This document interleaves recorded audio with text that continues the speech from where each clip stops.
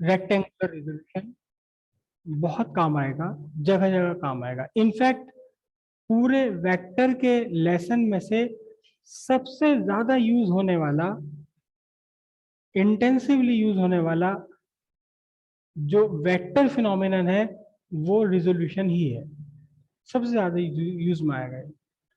ठीक है, अब इस वेक्टर रिजोल्यूशन के साथ हम एक छोटा सा नया कंसेप्ट और जोड़े दे रहे हैं।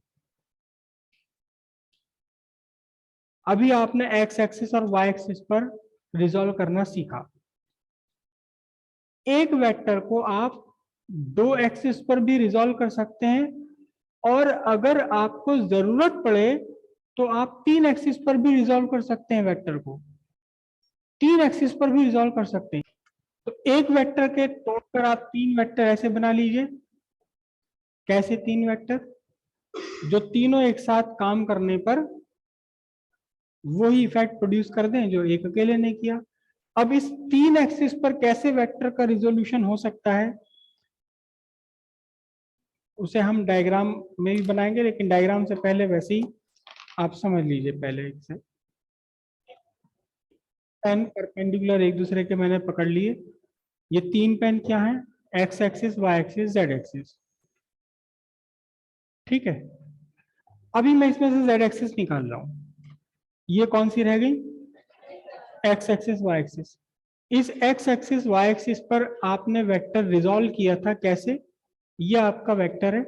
ये पेंसिल क्या है? वेक्टर, जिसे आपने रिजॉल्व करना है। आपने क्या काम किया? इस पेंसिल के इस वेक्टर के हेड से, इस वेक्टर के हेड से आपने एक्स एक्सिस पर परपेंडिकुलर डाला, वाई एक्सिस पर परपेंडिकुलर डाला। तो एक्स एक्सिस पर केवल यहां से यहां तक का क्या बना आपका? इसका एक्स कंपोनेंट बन गया, और यहां से यहां तक ये वाला कितना बनेगा? Y component. ठीक है, तो अभी देखिए आपका ये जो वेक्टर है ये कहाँ है? इन एक्स वाई प्लेन। देखो आप एक्स वाई प्लेन में है वेक्टर। ये एक्स एक्सिस और वाई एक्सिस को मिलाने वाले प्लेन में आपका वेक्टर है। एक्स एक्सिस वाई एक्सिस को मिलाने वाले प्लेन में आपका वेक्टर है। लेकिन अगर आपका वेक्टर अलग जा रहा हो, मतलब ऐसे जा रहा है, यहां देखना जरा। अब ये वेक्टर कैसा है? अब ना तो ये एक्स वाई प्लेन में आ रहा, नहीं आ रहा एक्स वाई प्लेन में। मैंने हाथ, मेरा हाथ इस टाइम कहाँ है? एक्स वाई प्लेन है, नहीं आ रहा इसमें वेक्टर। ये वाई जेड प्लेन में अपना हाथ लगाता हूं तो नहीं आ रहा वेक्टर ये यहाँ। एक्सजेड प्लेन में लगाता हूं तो भी नहीं आ रहा। तब आप इस वेक्टर के जरूरत पड़ने पर तीन कंपोनेंट बना सकते हैं। तीन कंपोनेंट कैसे बनाएंगे? तीनों एक्सिस के अलोंग, मतलब तीन वेक्टर हो जाएंगे जो तीनों मिलकर वही काम करेंगे जो अकेला ये आपका गिवन वेक्टर। कैसे फाइंड करेंगे इस रिजोल्यूशन को? यानी एक वेक्टर के अब आप के तीन कंपोनेंट बनने वाले हैं। जो कंपोनेंट आपका एक्स एक्सिस के अलोंग बनेगा उसे कहेंगे X component of this vector. जो कंपोनेंट आपका वाई एक्सिस के अलोंग बनेगा उसे कहेंगे Y component of this vector. जो कंपोनेंट जेड एक्सिस के अलोंग बनेगा इसे कहेंगे आप जेड कंपोनेंट। क्लियर है इतनी बात? अब कैसे फाइंड करेंगे? यहां से इसके हैरो हेड से सीधे परपेंडिकुलर ड्रॉ करना आपने। ये परपेंडिकुलर आपने ड्रॉ करना, कहां ड्रॉ करना? एक्स एक्सिस पर। परपेंडिकुलर ड्रॉ कर लिया यहां से आपने एक्स एक्सिस पर, एक्स एक्सिस पर परपेंडिकुलर ड्रॉ किया। अब जहां ये परपेंडिकुलर पहुंचा, इसका पैर पहुंचा परपेंडिकुलर का, ये वाला पार्ट यहां तक का एंगल, ये वेक्टर क्या बनेगा आपका? X component. ऐसे ही अपने वेक्टर से आपने परपेंडिकुलर ड्रॉप किया, कहां ड्रॉप किया? वाई एक्सिस पर। ये सीधे यहां से परपेंडिकुलर ड्रॉ किया तो वाई एक्सिस पर ये वाला वेक्टर बन जाएगा वाई एक्सिस के अलॉन्ग वाई कंपोनेंट। और ऐसे ही जेड एक्सिस पर आपने परपेंडिकुलर ड्रॉप किया, परपेंडिकुलर दिखाई दे रहा है जो मैं नई पेंसिल लगा रहा हूं, ये परपेंडिकुलर है जेड एक्सिस पर। तो जहां ये परपेंडिकुलर पहुंचा यहां तक का आप ले लीजिए, ये बन जाएगा आपका जेड कंपोनेंट। तो एक ही वेक्टर के तीन कंपोनेंट बन गए आपके। ठीक है, अब इसे हम कॉपी पर कैसे बनाएंगे? हालांकि इसकी जरूरत कम पड़ती है, लेकिन फिर भी कहीं हो सकता है इसका यूज पड़ जाए, कॉपी पर बनाना पड़ जाए। एक्स वाई और जेड हम यहां बनाते हैं, है ना? और रिप्रेजेंटेशन के लिए यहां हमने एक स्क्वायर बना दिया, ये स्क्वायर रिप्रेजेंट करता है कि इन दोनों लाइंस के बीच में एंगल 90 डिग्री है, भले ही हमसे बनाने में थोड़ी बहुत गलती हो गई हो, लेकिन ये 90 डिग्री है। इन दोनों x और z के बीच में 90 डिग्री तो नहीं है, लग ही नहीं रहा 90 डिग्री, लेकिन हम ऐसे स्क्वायर बना दे तो पता लग जाएगा कि भाई इन दोनों के बीच में 90 डिग्री है, भले ही वो कॉपी पे देखने में 90 डिग्री नहीं लग रहा। एक यहां बना देते हैं हम ऐसे ही छोटा सा स्क्वायर, ये 90 डिग्री का एंगल रिप्रेजेंट कर रहा है। ठीक है, अब आपने यहां एक वेक्टर बनाया, एक वेक्टर आपने लिया यहां, ये रहा, ना ये एक्स वाई प्लेन में है, ना ये वाई एक्स प्लेन में है, एक्स वाई प्लेन में, ना वाई जेड प्लेन में, ना जेड एक्स प्लेन में, अलग ही है। यहां से आपने एक परपेंडिकुलर ड्रॉ करा, ये बन गया क्या बोला, एक्स कंपोनेंट। अगर ये आपका ए वेक्टर था तो ये बना ए एक्स वेक्टर, ये आपने परपेंडिकुलर ड्रॉप किया यहां से तो ये बन जाएगा क्या, ए वाई वेक्टर। और यहां से परपेंडिकुलर इसका यहां जाएगा, भले ही आपको दिख नहीं रहा हो वो परपेंडिकुलर, यहां इसके हेड से कहां जाएगा, जेड एक्सिस पर जाएगा, तो ये क्या कहलाया जाएगा इसका, ए जेड कंपोनेंट।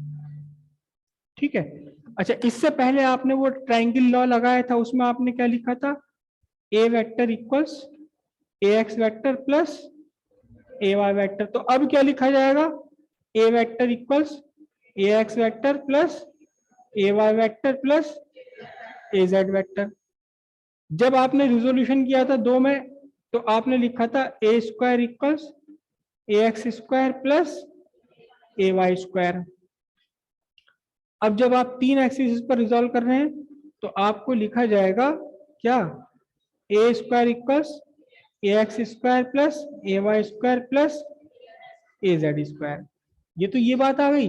ठीक है, अब उसके बाद में एक चीज और रह गई थी इसमें, जो आपका टेन थीटा, यहाँ टेन थीटा नहीं होता। अच्छा लेकिन एक्स कंपोनेंट आपने यहाँ क्या लिखा था बताओ, इसमें एक्स कंपोनेंट आपने क्या लिखा था,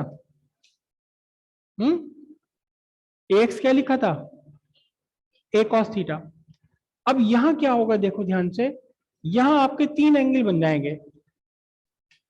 एक एंगल इसका बनेगा एक्स एक्सिस के साथ में जिसे मैं अल्फा लिख रहा हूं, एक एंगल बनेगा इसका वाई एक्सिस के साथ में जिसे मैं बीटा लिख रहा हूं, और एक एंगल बनेगा इसका जेड एक्सिस के साथ में जिसे मैं गामा लिख रहा हूं। समझते हैं पहले से,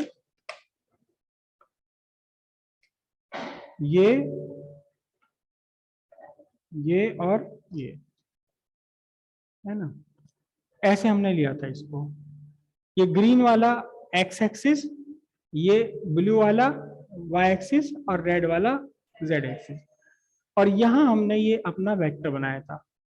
देखो ये तीनों में से किसी भी प्लेन में नहीं है, यहां है, पता चल रहा है आपको। मैंने एक्स वाई प्लेन में अपना हाथ लगाया, मेरे हाथ पे तो नहीं आई पेंसिल, मैंने एक्स जेड प्लेन में अपना हाथ लगाया, मेरे हाथ पे नहीं आई ना पेंसिल, मैंने वाई जेड प्लेन में अपना हाथ लगाया, मेरे हाथ पे नहीं, तो कहीं भी नहीं है। अब देखना ध्यान से, तीन एंगल बन रहे हैं, तीन एंगल बन रहे हैं यहाँ। कौन कौन से तीन एंगल बन रहे हैं, ये देखिएगा, इस वेक्टर ने एक्स एक्सिस के साथ ये एंगल बनाया, ये एंगल है अल्फा। इस वेक्टर ने वाई एक्सिस के साथ एंगल बनाया, डिफरेंट एंगल बीटा। इस वेक्टर ने आपके गिवन वेक्टर ने जेड एक्सिस के साथ एंगल बनाया गामा।